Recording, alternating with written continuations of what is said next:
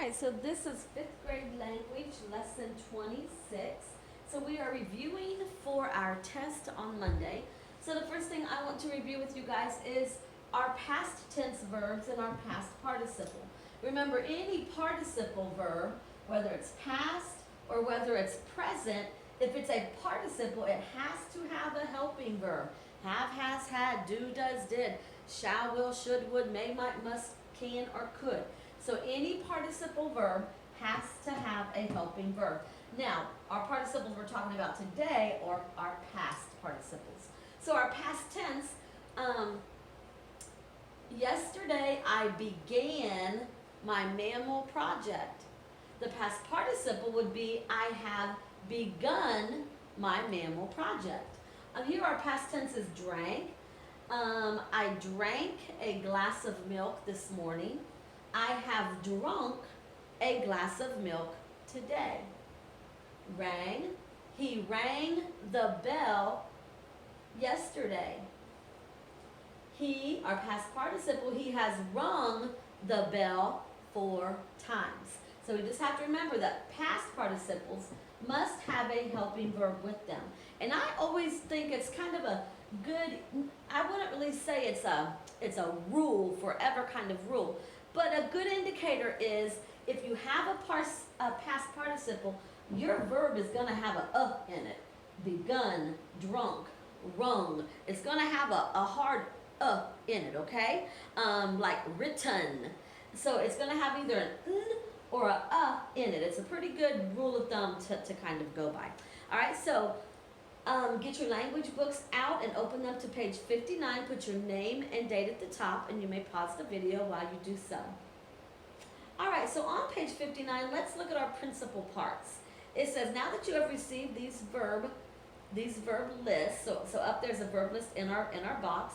Began, did, drank, rang, and wrote is the past tense.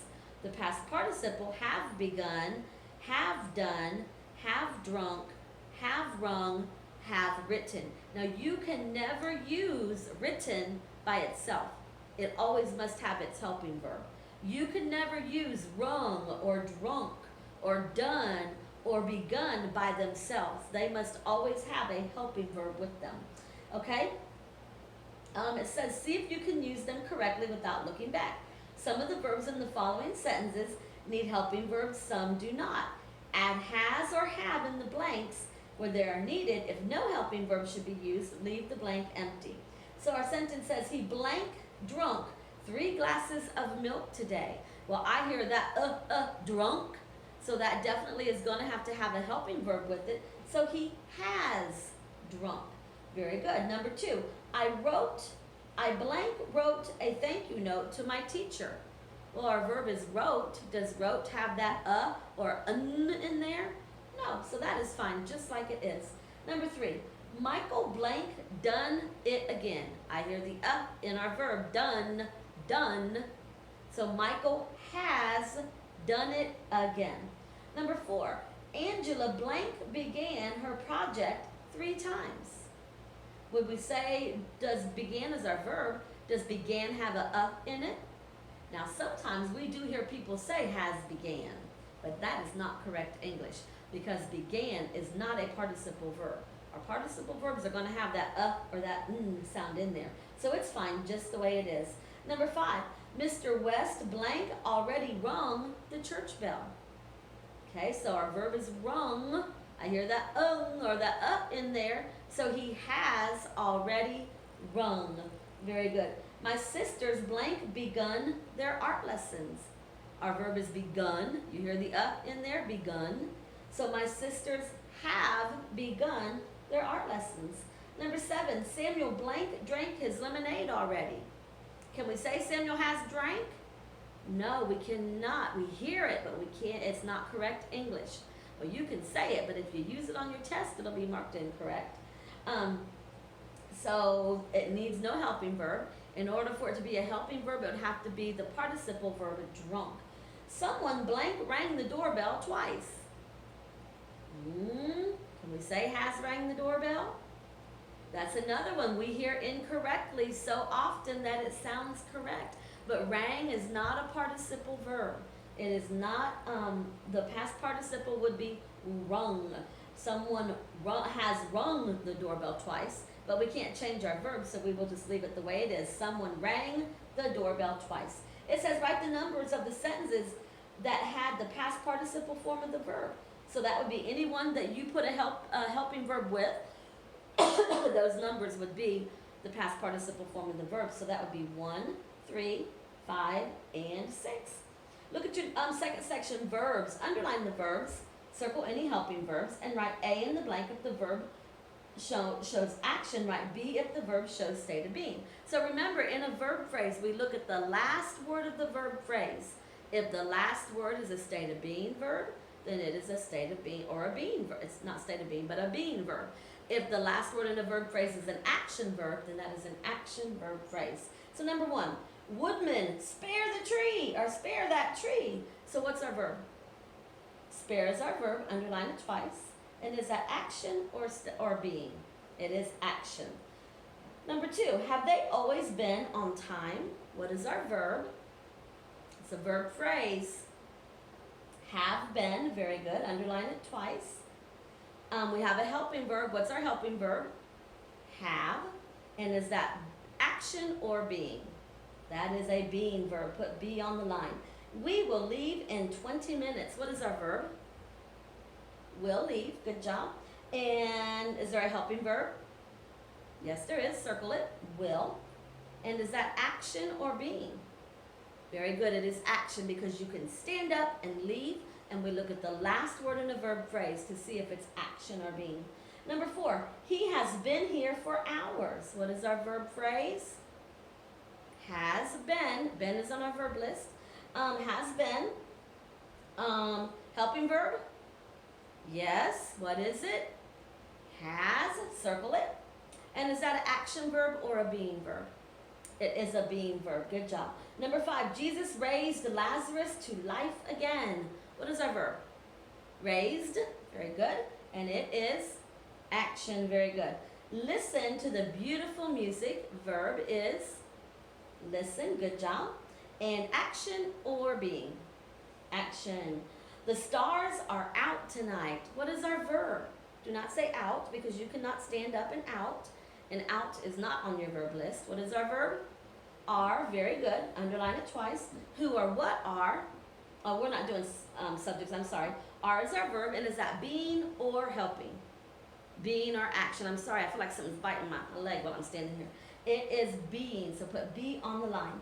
Number 8, she must be early for her appointment. So what's our verb? Verb phrase.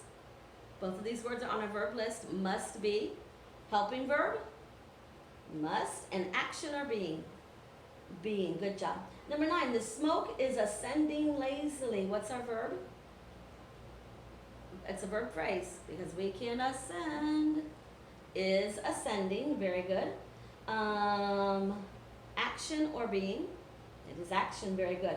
And the wise men had come from the east. Verb phrase? Had come. Very good. Helping verb? Had. Very good. And action or being? Action. Very good. I'm sorry. Go back up to number 9. I forgot the helping verb.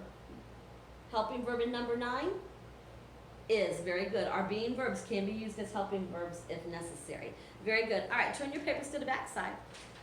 To page 60. And on page 60, you're going to do this one on your own. I'll go over the directions with you.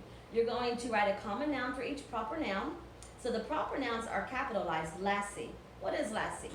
Lassie is in most cases, a dog. So you would just write dog on the line. Would dog be capitalized? No, because we're writing a common noun. Any old dog. And then the next section is plurals. Write the plurals for the words listed below. So an American. If we had more than one American, we would have Americans. Very good. So you will just make your words plural. If it is capitalized, you're going to be making, you have to capitalize your plural form as well if the singular is capitalized. And then in sentences, you have a couple different directions. Follow all of them. In the blank before each sentence, write the kind of sentence. It tells you what to use for the abbreviations. DEC for declarative, INT for interrogative, IMP for imperative, EXC for exclamatory. So you'll write that on the line. and then you will place the correct punctuation at the end of each sentence, okay? So you will go ahead and complete page 60. That will be another graded assignment. It might even count as a quiz grade. It probably will count as a quiz grade, page 60. So when you're done, if you're remote, it needs to go straight into your remote folder to come back. And if you are in, goodness, I'm not even going to try to figure out what day I'm on. If you are a hybrid student, it just needs to go in your red folder to come back, okay? All righty, so go ahead and get your language study guide out of your work folders. You can pause the video while you do so. All right, so on our language study guide, our first set of directions says circle the correct word. So these are, it looks like we're going to be deciding if we're going to use a past tense verb or a past participle. If there is a helping verb there, then we definitely will be using the past participle verb with that or that n sound in it, okay? So number 1, Kelly has took or taken all of the balls to the playground. She has taken. Very good.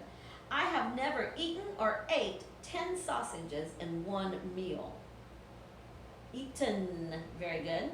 I have ran or run 8 laps. This is one we hear incorrectly so often that it sounds correct. I have run 8 laps. Number 4, while in the jungle, she was attacked or attacked by a gorilla. She was attacked, A-T-T-A-C-K-E-D. Number 5, Miss McDermott gave or given each winner a certificate.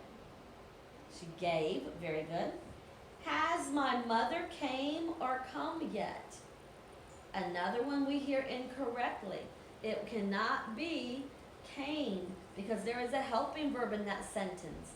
All the way at the front of it, has. Has come would be your verb phrase. Has my mother come yet? That's another one we hear incorrect very often. Number 7, Mary successfully throwed or threw the ball into the hoop. Throwed isn't a word, so it would definitely be threw the ball into the hoop. John drunk or drank all the water. He drank all the water. Good job. She brought or brung her snack to school today. She brought her snack. Very good. And she has already gone or went to the library. I see a helping verb has, so is our past participle going to be gone or went? She has already gone to the library. All right, look at the second section. Make the plural. So we're going to turn elf into plural, which would be elves. Very good. We would change our V, our F to V and add ES. E-L-V-E-S. Elves. Trout. We're going down. Trout stays the same. It doesn't change. You can catch 1 trout or you can catch 10 trout. It's the same. Class. Class ends with S, so we will add S in peaches to make it plural. Classes. Next we have gentleman. We have 1 gentleman or we have several gentlemen. You change your A to an E. Gentlemen. Tooth. We have 1 tooth or we have several teeth. Very good. Your O's change to E's. Teeth. Piano. Pianos. Remember musical words? We just add O to the end of them. Pianos. You can pause me whenever you need to. Next, axe. Axe ends with an X, so it will become plural by adding S in peaches. Axes. What about echo? Echo ends with an O. Let me get the plural written, or the singular written up here. It ends with an O. We have a consonant in front of our vowel, so to make it plural, we will add ES, echoes. I started to say that and then was second guessing myself. And then valley. Valley ends in a Y. There's an E in front of it, so to make it plural, we just add S. We only change our Y to I if there is a consonant in front of our Y, but there is a vowel in front of that. And then if you look on the next page, we have one more word, balcony.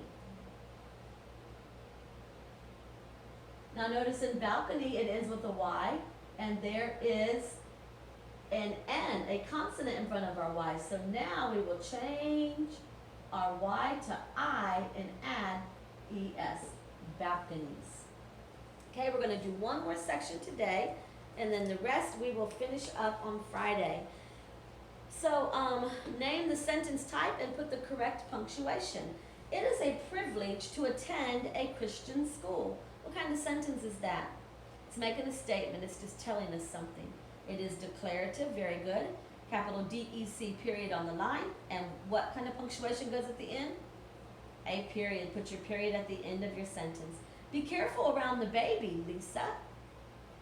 What kind of sentence is this? It's giving us a command. So it is imperative, I-M-P. And what's that going to end with? A period, maybe an exclamation point if she was being really crazy around the baby. How straight and tall the guard stands. What is that? What kind of sentence is that? Is it asking a question? No, but it is showing excitement. They're amazed and they're in awe of how straight and tall that guard stands. So that is an exclamatory sentence, EXC, and you will put an exclamation point at the end. Do nothing that would make the Lord ashamed of you. What kind of sentence? Imperative, it's giving a command, very good. And you would put a period at the end. And one more. What a great home run! Are they asking about a home run? No? So if they're not asking, they must be showing excitement about that great home run. So it is exclamatory, EXC, and exclamation point at the end. All right? So I would suggest you go ahead and study what we have went over thus far today if you have time or make time to do so. I always tell the kids who come in without their work, this is your only job to do your school. So make time to go over your to go over what we have went over today, just one more time, just a quick read over, so it can be nice and fresh in your mind, okay? All right, so that's our language for today.